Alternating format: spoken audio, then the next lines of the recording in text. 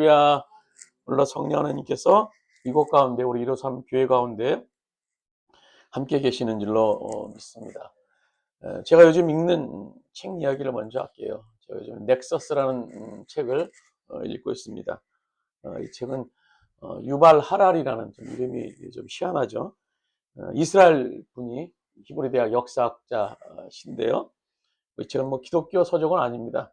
그분은 역사학자로서 과거 일과 현대 일을 통해서 이제 미래를 제시하는 그런, 어떻게 보면 그 책을 읽다 보면 기독교를 굉장히 난도질할 정도로 어떤 반기독교 서적은 아니고요. 어떤 기독교 서적은 아니고, 지금 우리 시대 속에서 이제 AI 인공지능으로 이제 대체되는 이 시대에 대해서 그분이 얘기를 하는 거예요. 과거부터 그분은 쭉 짚어가면서 과연 우리 AI 인공지능을 맞이하는 이 시대 속에서 과연 이게 지금 우리가 잘 가고 있는 것인가? 과거부터 쭉 조명하면서 그분이 쓴 책인데요. 그분의 책을 열면 서문에 이런 내용이 나옵니다. 우리는 우리 종을 호모 사피엔스라고 부른다. 지혜로운 사람이라는 뜻이다. 하지만 우리가 이 이름에 얼마나 걸맞은 존재인지 논란의 여지가 있다. 그러니까 이분이 인류를 향해서 얘기하고자 하는, 물론 아직 끝까지 다 읽지 않았습니다만, 인류를 향해서 얘기하고자 하는 것은 인류는 헛똑똑이다라는 거. 헛똑똑이. 똑똑한 척하고 뭐 AI 인공지능 얘기하면서 지금 굉장히 편리하고 지금 뭐 잘 사는 시대다라고 얘기를 하지만, 과거부터 이렇게 집해서 쭉 지금까지 와보면 과연 편리는 하지만 인류가 잘 사냐, 행복하냐, 그것에 이분이 의문을 제기하는 거예요. 과연 이 AI 인공지능 계속 흘러가는 이 시대 속에서, 이 브레이크가 없는 이 시대 속에서 인류는 과연 어디로 가겠는가 하면서 이분은 좀 천천히 좀 둘러보면서 대비책도 만들면서 가야지, 무조건 발전으로만 가면 인류의 끝은 없다라는 얘기예요. 지금 우리가 경험하지 않습니까? 여러분은 어떤 경험을 하시는지 모르겠어요. 지금 굉장히 우리가 편리하긴 해요. 근데 과연 오늘 이 시대 속에서 그 행복을 한가? 더 쉽게 말해서 선한가? 우리들이 인간이 과거보다 선한가?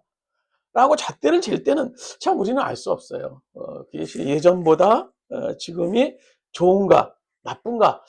비해서 참 알 수가 없는 시대인데요. 이분은 얘기하는 것은 과거부터 쭉 연구해온 바에 의하면 지금 이 시대에는 이렇게 가서는 안 된다라는 그런 얘기를 합니다. 지금 사실 그렇잖아요. 지금 우리 행복하다고 얘기하지만 지금 우리가 모르는 저 지구 반대편에서는요, 지금 수십 명이 죽어서 전쟁 속에 죽으면서 자식을 잃고 남편을 잃고 뭐 형제를 잃어서 가슴을 치는 일들이 예전의 시대보다 더 많이 지금 생기고 있어요. 그래서 예전에는요, 과거에는 칼 하나를 가지고 사람을 죽였어요. 물론 잔인하죠.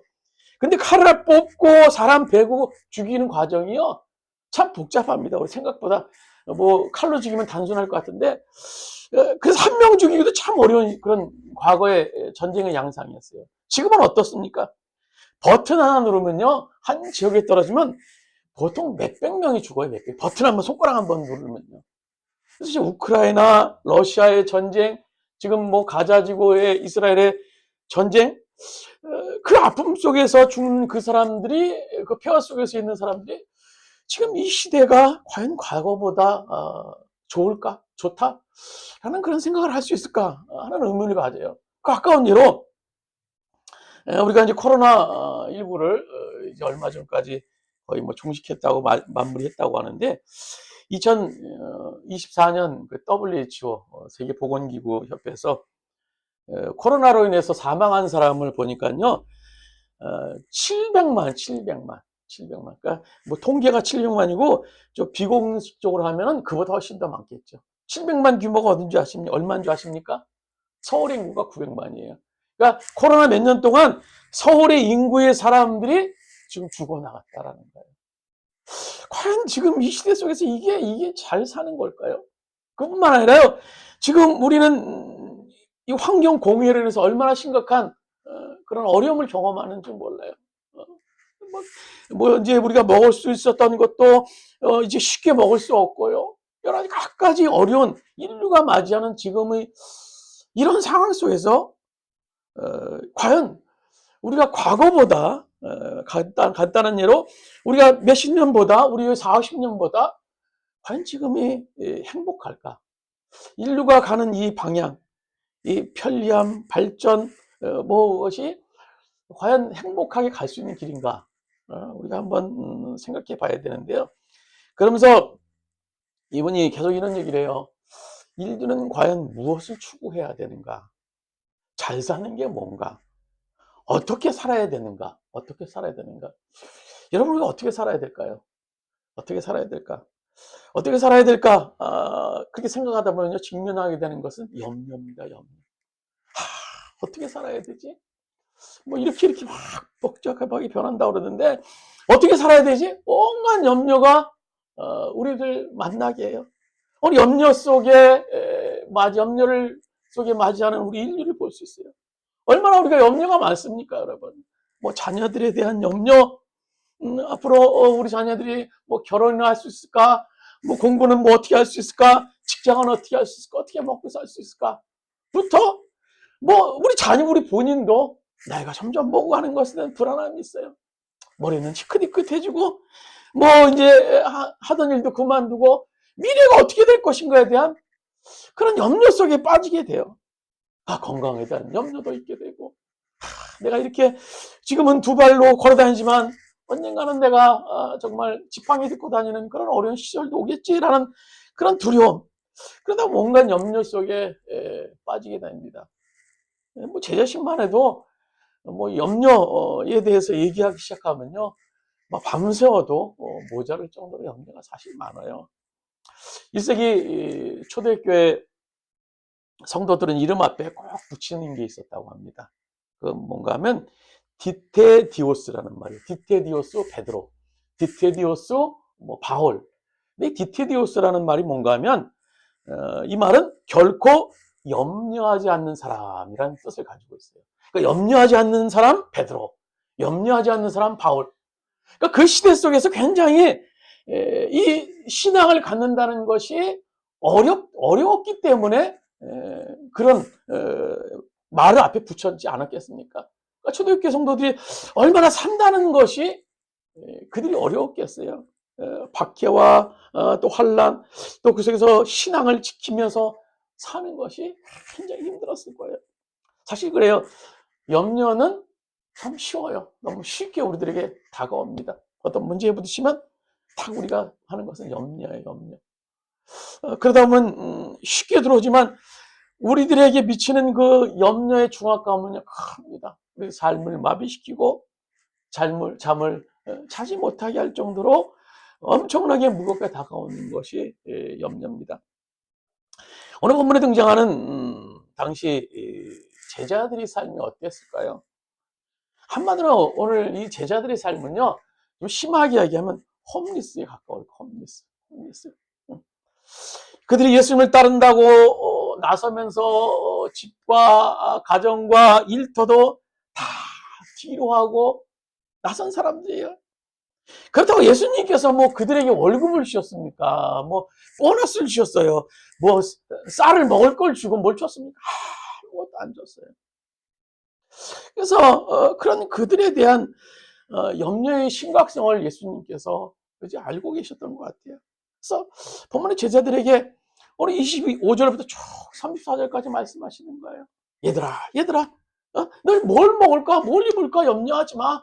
들의 백합 봐봐. 저 하늘의 새 봐. 까마귀 봐. 어떻게 자라는가 봐. 염려하지 마. 쭉 설명하는 것이 오늘 이 본문의 얘기예요. 그래서 오늘 본문은 너무나 유명한 얘기죠. 이 본문은 사실 더 이상 설교가 하지 않은 그런 본문이기도 해요. 우리 가만히 쭉 묵상해서 읽다 보면요, 이 본문 자체로도 상당히 은혜가 되는 말씀이 오늘 본문이기도 해요. 오늘 본문 25절은 이렇게 시작하죠. 그러므로 내가 너에게 이르노니 목숨을 위하여 무엇을 먹을까, 무엇을 마실까, 몸을 위하여 무엇을 입을까 염려하지 말라. 목숨이 음식보다 중하지 아니하며 몸이 의복보다 중하지 아니하냐.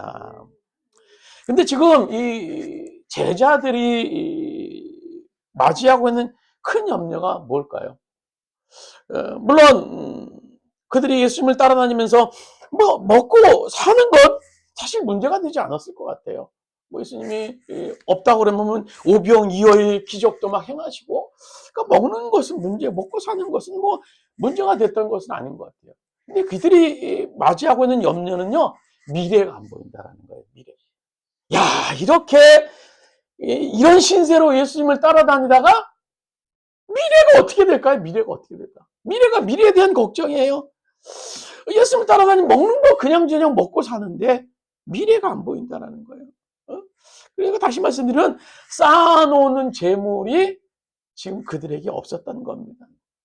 오늘 우리들이 염려하는 그런 대부분을 보면요, 미래에 대한 걱정이에요. 미래에 대한 걱정.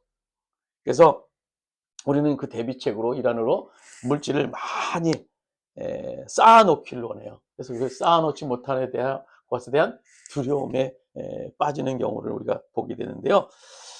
본문에 병행구절이라고 할 수 있는 누가복음 12장에 보시면요, 예수님께서 이 본문 말씀 전에 이제 병행구절이라는 것은 똑같은 사건을 이제 기록해 놓은 그런 성경을 얘기합니다. 이제 마태, 마가, 누가, 사복음서에는 같은 사건들을 기록해 놓는 성경들이 몇 군데 있어요. 누가복음에 보면, 오늘 마태복음인데요, 오늘은요. 누가복음에 보면 똑같은 사건을 기록하고 있는 병행구절에 보시면요, 본문 말씀 전에 예수님께서 제자들에게 하신 말씀이 있어요. 그것은 어리석은 부자의 얘기입니다. 어리석은 부자의 얘기. 열심히 땀 흘려 일해서 곡식을 많이 쌓아놓고 쌓아놓을 곳이 없어서 염려했던 부자. 아마 이 부자는요, 쌓아놓는데 선수였을 거예요. 쌓아놓는데 선수. 쌓아놓고 또 걱정하는데 뭘 걱정해요? 쌓아놓을 창고가 없어서 걱정할 정도로, 그래서 또 지을 정도로 염려에 대한 쌓아놓는데 선수. 그가 이 부자였어요. 그가 왜 그렇게 많은 재물을 쌓아놓는지에 대한 그의 독백이 이제 누가복음 12장 9절에 나오는데요. 우리 주보에 보면 이렇게 말씀하고 있습니다. 여러 해 물건을 많이 쌓아두었으니 평안히 쉬고 먹고 마시고 즐거워하자. 그는 자신이 안정적인 미래를 위해서 창고에 곡식과 재물을 쌓아놓는 것을 즐겨했던 거예요. 문제는 정말 재물을 많이 쌓아놓으면 안정된 미래가 약속될까? 우리의 위안이 아닐까? 우리들의 문제는 뭡니까? 만약에 그런 상황으로 인해서 하나님이 안 보인다면, 많이 쌓아놓는 건 좋아요. 많이 쌓아놓는 건 뭐 나쁘겠습니까? 우리가 열심히 일해서 뭐 저축하고 저금하고, 그건 굉장히 좋은 거예요. 문제는 그런 것으로 인해서 하나님이 안 보인다면 어떨까 하는 거예요. 그래서 오늘 본문 24절 전절에 보면 예수님께서 제자들에게 이런 주의를 하세요. 우리 24절 말씀, 마태복음 6장 24절 말씀, 우리 한 목소리를 본문 성경 말씀 같이 읽도록 하겠습니다. 한 사람이 부주인을 섬기지 못할 것이니 혹 이를 미워하고 혹 저를 사랑하거나 혹 이를 경히 여기고 저를 경히 여김이라. 너희가 하나님과 재물을 겸하여 섬기지 못하느니라. 이 하나님과 재물을 겸해서 섬기면 좋겠는데, 오늘 예수님께서는요, 하나님과 재물을 겸해서 섬기지 못한다라고 얘기를 하고 있어요. 그렇다면 하나님과 재물, 즉 하나님 없는 가득한 창고, 그렇지만 하나님이 계신 벼랑 끝, 그 둘 중에 어느 게 좋을까요? 여러분은 어떤 걸 택하시겠어요? 물론 인간이라면 벼랑 끝보다 안정적인 미래를 꿈꾸는 것이 뭐 당연할 것 같아요. 저도 물론 과거에 하나님을 덜 믿어졌을 때 굉장히 안정적인 삶을 원했던 사람이에요. 그래서 그런 삶을 추구했는데요. 근데 그런 삶에서는요, 하나님을 볼 수 없었어요. 하나님이 잘 믿어지지 않더라고요. 근데 오히려 놀랍게도 벼랑 끝에서 어려움에 직면하고 바닥까지 떨어진 상황 속에서 비로소 하나님을 경험하게 되는 것을 제가 체득할 수 있었습니다. 하나님께서 이스라엘 백성들을 이제 광야 40년을 인도하시면서 어떻게 인도하셨습니까? 매일 벼랑 끝에 세우셨어요. 매일 순간순간 벼랑. 하나님께서 이왕 힘든 광야로 이스라엘 백성들을 통해서 가나안에 가게 하셨을 때 좀 오늘 부자처럼 창고에 좀 막 먹을 것도 많이 쌓아놓고 좀 편하게 광야길을 걸어서 뭐 7일 안에 7일이면 가는 거리인데 걸어서 가나안 땅에 가게 하고 그래서 하나님의 백성으로서 막 배 두드리며 살면 참 좋았을 것 같은데 하나님께서는 그렇게 하시지 않으셨어요. 더군다나 7일이면 갈 거리를 40년을 방황합니다. 이스라엘 백성. 유목민으로 40년을 그래서 결국 40년 뒤에 그 후대가 가나안 땅에 들어가게 하셨어요. 그렇게 왜 하나님께서 그렇게 하셨을까요? 그래서 매 순간 하나님께서 그들을 그냥 두신 게 아니라 인도하셨어요. 그래서 추위에 떠는 그들에게 불기둥으로 인도하셨고 또 더위에 있는 그들에게 구름기둥으로 인도하셨고 또 목이 말라는 그들에게 또 바위를 쳐서 물을 주셨고 먹을 것을 찾는 사람들에게 이들에게 매일 만나를 내려주셨어요. 근데 그 만나도 뭐 내리는 어느 날 막 쌓아놓고 막 일주일 동안 나 푹 이제 쉬고 만나 모아놨으니까 쉬겠다 하게 하셨으면 좋는데 만나는요 그 당일날밖에 못 먹어요. 그 다음날 모아놓고 먹으려면 다 썩어서 오염돼서 먹을 수 없는 게 만나요. 단 이제 안식일날 주일날은 이제 토요일날 그 다음날까지 움직이지 말라고 이제 더 주시긴 했는데요. 그래서 하나님께서는 원하시는 것은 오로지 하나님만을 바라보는 삶을 주님께서 원하셨다는 거예요. 초점이 그거예요. 초점. 이스라엘 백성들을 향한 하나님의 초점은 바로 그거예요. 너희들 먹고 입고 사는 문제 그 물론 중요하지만 그것보다 중요한 것은 하나님을 바라보며 그를 의지하며 삶을 사는 거라는 겁니다. 그래서 맨날 하나님께서 그들을 벼랑 끝에 세우셨지만 그들이 하나님의 인도를 결국 경험할 수 있었던 겁니다. 결국 그들의 삶의 중심은 하나님이셨어요. 하나님. 그들을 창조하시고 그들을 이 땅에 있게 하시고 부르신 그 하나님. 그래서 오로지 하나님만을 바라보며 그들이 삶을 살게 됐던 겁니다. 근데 이 믿음이요, 여러분 얼마나 귀한 믿음인지 모릅니다. 이 믿음만 분명하면요, 광야에서도 얼마든지 잘 살 수 있어요. 우리가 이 믿음만 있으면 살 수 있습니다. 하나님께서 그들을 인도하시면서요, 굶기신 적도 없고요, 또 뭐 신발이나 옷을 해야지도 광야에서 해한 적도 없다고 말씀하십니다. 그래서 우리들이 이 믿음만 있으면 잘 살 수 있어요. 잘 살 수 있습니다. 그래서 오늘 본문에서 계속 보시면 오늘 26절에 예수님께서 자연을 통해서 이 믿음을 더욱더 강화시켜 주십니다. 공중에 26절에 새를 보라고 말씀하세요. 야, 너 새 봐. 얘 제자들아, 새 봐. 새를 내가 뭐 심었냐, 그들이 뭐 걷어들였냐, 뭐 모아들였냐, 아무것도 안 했는데 내가 새를 다 움직이게 하고 살게 하지 않았냐. 너희는 이것들보다 귀해, 제자들아. 말씀하시는 거예요. 또 27절에 예수님께서 이렇게 말씀하시죠. 우리 같이 읽도록 하겠습니다. 27절 본문. 너희 중에 누가 염려함으로 그 길을 한 자라도 더할 수 있겠느냐. 어니 젤리스킨이라는 사람이 쓴 모르고 사는 즐거움이라는 그 책에 보면요. 인간의 염려 96%는요. 우리가 어떻게 할 수 없는 그런 문제라는 거예요. 우리가 해결할 수 없는 문제, 염려한다고 해결할 수 없는 문제가 96%라는 거예요. 아니, 96%. 사실 염려한다는 것 자체가 해결할 수 없으니까 염려하는 거 아니겠습니까? 지금 내가 염려하는 거 한번 생각해 보세요. 내가 걱정하는 거. 염려한다고 여러분 뭐 어떻게 해결되는 문제입니까? 근데 내가 염려한다고 어떻게 할 수 없는 그 문제 속에 우리는 염려하는 경우가 너무나 많아요. 그래서 그것이 낭비적이라는 겁니다. 염려한다고 키에 대해서 염려한다고 뭐 키가 커집니까? 뭐 어떻게 됩니까? 아니라는 거예요. 오늘 예수님께서. 또 예수님께서 28절에서 29절까지 보면은요, 이제 들의 백합화를 보면서 말씀하세요. 우리 28절, 29절 같이 한번 천천히 읽도록 하겠습니다. 또 너희가 어찌 의복을 위하여 염려하느냐? 들의 백합화가 어떻게 자라는가 생각하여 보라. 수고도 아니하고 길쌈도 아니하느니라. 그러나 내가 너희에게 말하노니 솔로몬의 모든 영광으로도 입은 것이 이 꽃 하나만 갖지 못하였느니라. 주님께서 이끄시는 들의 백합화, 그걸 잘 자라는 것에 대해서 주님께서 말씀하시는 거예요. 30절에 보면 이렇게 말씀하시죠. 봐라, 오늘 있다가 내일 아궁이에 던져지는 저 하찮은 들풀도 하나님이 이렇게 입히시는데 하물며 너일까 보냐. 주님이 끝에 하시고 싶은 말이 이거였던 것 같아요. 믿음이 적은 자들아. 믿음이 적은 자들아. 주님께서 말씀하시건 믿음이 적은 자들아. 믿음이 적은 자들아. 오늘 염려의 근원을 딱 짚어서 말씀하세요. 간단합니다. 믿음이 적다라는 거예요. 믿음이 적다라는 거예요. 고원에서 살던 어린아이가 있었어요. 근데 어느 날 입양할 부모를 만났습니다. 참 좋은 부모예요.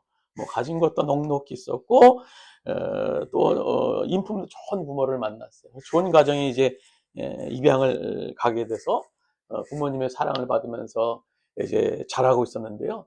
이 아이에게 아주 좋지 않은 습관 하나가 있었어요. 그것은 음식을 주거나 과자를 주면요, 구석구석에 막 숨겨놓는 거예요. 주머니에도 숨겨놓고, 뭐 장롱안 어디에다 막 숨겨놓는. 그러니까 고아원에서 자라면서 어떤 염려 속에서 먹는 것에 대한 두려움, 나중에 못 먹을까 생각해서 어떤 챙겨놓는 그런 습관이 있었던 것 같아요. 그래서 엄마가 어느 날 이제 구석구석 청소하고 뭐 옷도 정리하다 보면 이 주머니 속에서 온갖 음식물이 또 구석구석 나오는 것을 보는데요. 막 썩어서 나오는 거예요. 그러니까 엄마 입장에서는 너무너무나 속이 상했던 거예요. 그렇게 좋은 부모를 만나서 그렇게 넉넉한 부모를 만나고 좋은 부모를 만나서 먹고 입고 사는 문제 하지 않아도 되는데 염려하며 살았던 거예요. 결국 뭡니까? 부모에 대한 믿음이 없었던 겁니다. 우리들의 삶 속에서도 입히시는 하나님을 오늘 신뢰하지 못하고 쌓아놓지 못하고 사는 것에 대해서 염려하고 사는 것은 아닌지 모르겠어요. 채워주시는 분에 대한 그런 믿음, 그 믿음이 없는 것이 우리들의 모습이 아닌지 모르겠어요. 오늘 31절에 보면 계속 이렇게 말씀합니다. 그러므로 염려에 이르기를 무엇을 먹을까, 무엇을 마실까, 무엇을 입을까 하지 말라. 다 이방인들이 구하는 것이라. 너희 하늘 아버지께서 이 모든 것을 너희에게 있어야 할 줄을 아시느니라. 그거 누가 구하는 거예요? 부모가 없는 사람. 다 이방인들이 구하는 겁니다. 오늘 구원을 경험하게 되고 주님의 놀라운 일들을 우리가 경험한 사람은요, 그걸 걱정하지 않는다라는 겁니다. 왜? 너희에게 있어야 할 줄을 아시는 분이 계시기 때문이에요. 이 말을 우리가 어떻게 믿을 수 있어요? 너희에게 있어야 할 줄을 아시는 분이 어떻게 했습니까? 그분이 우리를 대신해서 십자가를 지신 거 아닙니까? 십자가 사건이에요. 우리를 구원하시키서 우리들을 살리기 위해서 2000년에 예수 그리스도께서 자기 하나님께서 독생자 예수 그리스도 이 땅에 보내시사 우리들의 죄를 계속해 주셨고 그 십자가에 가진 고통을 당하면서 우리를 위해서 십자가를 지셨다는 거예요. 우리를 너무너무나 사랑하셔서 그 놀라운 일들을, 그 아픈 일들을 그분은 감당해내셨던 겁니다. 그래서 하나님께서는 야, 너 이 정도인데 내가 이 정도인데 너 염려하겠냐? 말씀하시는 거 십자가 사건이라는 거예요. 내가 너를 위해서 너무나 사랑해서 내가 독생자 예수 그리스도, 나의 독자 예수 그리스도는 너를 죄를 대신하기 위해서 팔레스타인 그 골고다 언덕에 십자가에서 가장 잔인한 사형 방법인 십자가를 죽겠는데 너 이래도 나를 못 믿겠느냐라는 거예요. 로마서 8장 32절 말씀, 우리 주보에 있는 말씀 한번 같이 읽도록 하겠습니다. 자기 아들을 아끼지 아니하시고 우리 모든 사람을 위하여 내어주시니가 어찌 그 아들과 함께 모든 것을 우리에게 주시지 아니하겠느냐. 우리는 오늘 이런 것이 너에게 있어야 할 줄을 아시느니라. 그 하나님께서 우리의 필요를 공급하기 위해서 십자가에 치신 것임을 우리는 기억할 수 있어야 돼요. 그럼 우리는 그냥 하나님께서 염려하지 말라 했으니까 아예 걱정하지 말고 그냥 룰루룰루 막 그냥 살면 염려 없이 과연 살 수 있을까요? 그냥 염려하지 말자. 염려 없이 그냥 살 수 있을까요? 그것이 아니죠. 오늘 33절 그에 대한 대답을 이렇게 말합니다. 33절입니다. 같이 읽어서 그런즉 너희는 먼저 그의 나라와 그의 의를 구하라. 그리하면 이 모든 것을 너에게 더하시리라. 먼저 우리에게 뭘 구하라고 말씀합니까? 하나님의 나라와 하나님의 의를 구하라고 말씀하고 계세요. 하나님의 나라는 뭡니까? 하나님의 나라는 어떤 거예요? 하나님의 통치가 있는 것이에요. 하나님의 나라는요. 하나님의 은혜, 하나님의 통치가 나타나는 것이 오늘 하나님의 나라예요. 우리 염려를 해방되기 위해서 먼저 우리가 속한 영역에서 하나님의 나라를 이루는 거예요.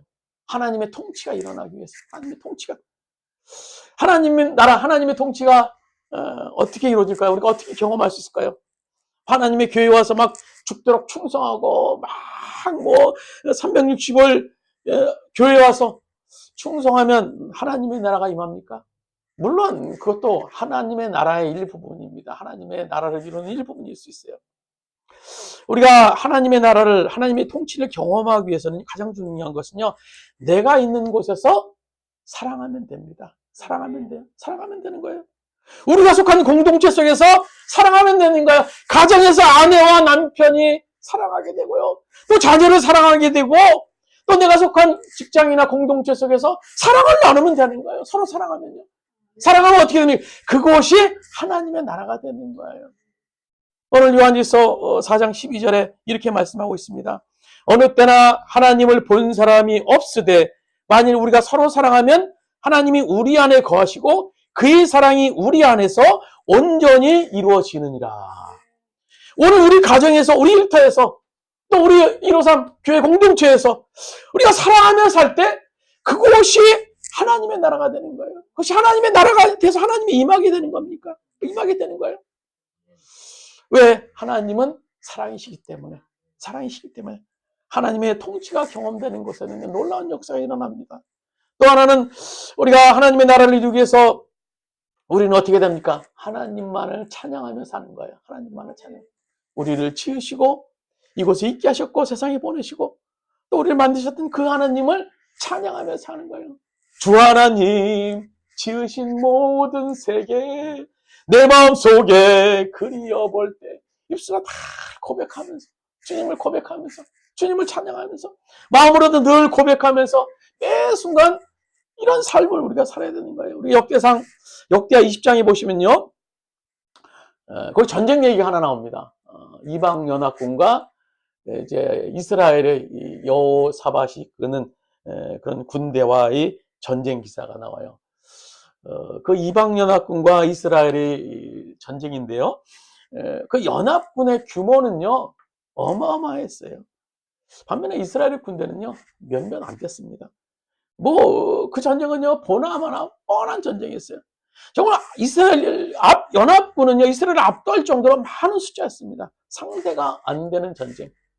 그런데 전쟁을 앞두고 여호사밧이 그 피비린내 나는 전쟁터에서 의외의 행동을 해요. 그것이 이제 역대하 20장 21절에 나오는데요. 주보에 있는 말씀 같이 읽도록 하겠습니다. 20장 21절입니다. 역대하 백성과 더불어 의논하고 노래하는 자들을 택하여 거룩한 예복을 입히고 군대 앞에서 행진하며 여호와를 찬송하여 이르기를 여호와께서 감사하세 그의 인자하심이 영원하도다 하게 하였나니 하였더니 찬양대로 세우는 거야. 찬양대. 선봉대로 전쟁에 선봉대는 상식적으로요 막 무시무시하고 험상궂거나 특공대들을 앞세워서 막 저기 선멸해서 나가야 되는데요. 오늘 여호사밧은요 의외로 찬양대를 조직하고 찬양대를 앞세워요. 그들을 앞세워요. 찬양대를 앞세울 때 어떤 일이 일어나는 하나님의 통치가 그 전쟁에서 나타나는 거예요. 하나님의 나라가 그 전쟁에서 나타나는 거예요. 결국 그 싸움에서요 숨겨놓은 복병들에 의해서 이방 군대가 완전히 전멸되는 것을 성경에서 우리가 볼 수 있습니다. 그렇습니다. 우리가 찬양하며 살 때 오늘 우리 가정에서 우리가 어떤 것이나 찬양하며 살 때 그것은 바로 하나님의 나라가 되는 겁니다. 오늘 34절 마지막 절에 이렇게 말씀합니다. 같이 읽도록 하겠습니다. 마지막 절입니다. 그러므로 내일 일을 걱정하지 말라. 내일 걱정은 내일이 알아서 할 것이니라. 염려는요, 믿음이 작고 없을 때 나타나는 현상이기도 하지만 또 하나 영적인 면에서는요, 이것은요, 사단의 전략이기도 합니다. 사단의 전략. 우리가 하나님을 보지 못하고 염려 속에 푹 빠지게 하고자 하는 사단의 전략이라는 거예요. 베드로 사도가 흩어진 그런 교회들에게 권면하는 내용이 베드로전서 5장 7절 8절에 나오는데요. 우리 한번 같이 읽도록 하겠습니다. 베드로전서 5장 7절 8절입니다. 너희 염려를 다 주께 맡기라. 이는 그가 너희를 돌보심이라. 근신하라 깨어라. 너희 대적 마귀가 우는 사자같이 두루다니며 삼킬 자를 찾나니.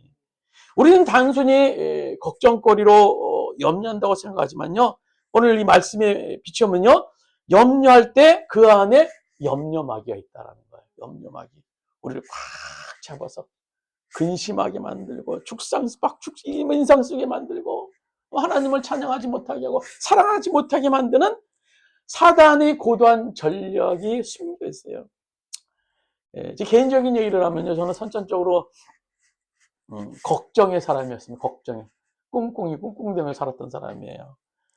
뭐 선천적으로도 그렇고 저희 집안이 뭐 가진 게 없어서 늘 꿍꿍꿍 염려하면서 살았던 사람이에요. 그러다 보니까 이 마귀에게 염려 마귀에게 참 금세 금방 막 놀아나왔던 그런 삶이었던 것 같아요. 어느 날 마귀가 저에게 와서 근심 걱정을 싹 집어넣어요. 오늘은 사는데 너 일주일 뒤에 어떻게 할 거냐? 너 한 달 뒤에 너 봐라도 그렇게 할 거 어떻게 할 거냐? 너 애들 봐라 뭐 1년 뒤에 어떻게 할 거냐? 마귀가 싹 생각을 집어넣으면요. 그 안에 염려가 딱 나를 붙잡고 있는 거예요. 야, 너 이래도 염려가 안 되니? 너 이래도 감사해? 이래도 뭐 찬양한다고? 그럴 때 제 입에서 나오는 탄식은요. 아이고, 앞으로 진짜 어떻게 하나, 어떻게 하나. 야, 지금은 사는데 뭐 돈도 없고 뭐 살 집도 없고 뭐 애들은 커가는데 어떻게 사나? 어떻게 사나? 당시 과거에 아이들 교육 문제, 뭐 집 문제 비롯해서 여러 문제가 있었습니다. 그런 문제가 가장 컸던 것 같아요.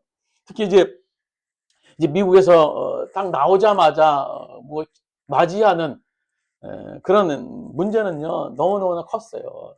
제일 큰 직면한 문제가 애들 교육 문제였어요. 우리가 한 3년, 4년 가까이 미국에서 이제 초등학교 애들을 보내고 중학교 왔는데 중학교에 왔는데 적응을 못하는 거예요. 학교 가도 공부를 잘 못하고 늘 떠도는 듯한 느낌. 그래서 미국에서도 나올 때 왜 가냐고 하는 사람이 대부분이었어요.